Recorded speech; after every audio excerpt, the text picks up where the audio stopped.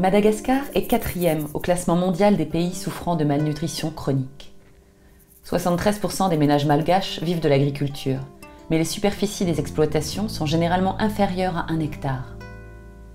Dans les régions les plus touchées par l'insécurité alimentaire, les périodes de soudure qui précèdent les récoltes alors que les productions précédentes sont épuisées et que les prix sur les marchés s'envolent, peuvent durer 7 voire 8 mois.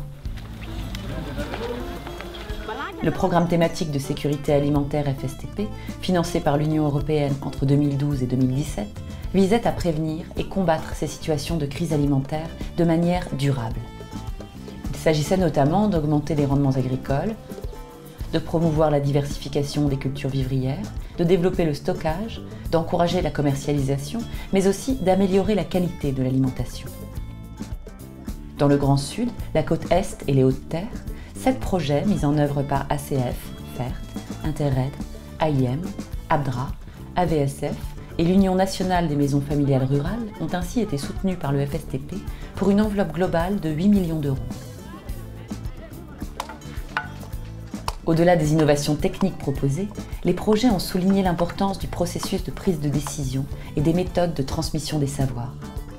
Pour qu'une nouvelle pratique soit adoptée, il est préférable que la formation provienne de personnes issues ou proches des communautés, qui en maîtrisent les codes et les problématiques. Ainsi, les jeunes, les conseillers techniques, les paysans relais et les paysans chercheurs ont été les vecteurs principaux de ce partage de connaissances.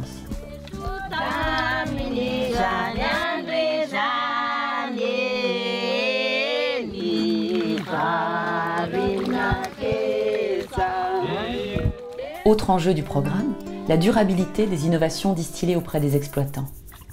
Pour qu'une technique perdure, il est essentiel que la communauté se l'approprie.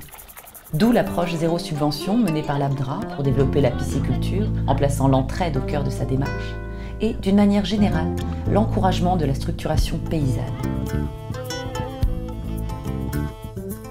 La transmission des savoirs se fera par les pairs ou ne se fera pas. Car dans un contexte de grande précarité, les paysans ont besoin d'avoir confiance pour prendre le risque de modifier leurs habitudes de travail. Observer, expérimenter, démontrer et surtout fédérer, tels sont les facteurs clés de succès du FSTP.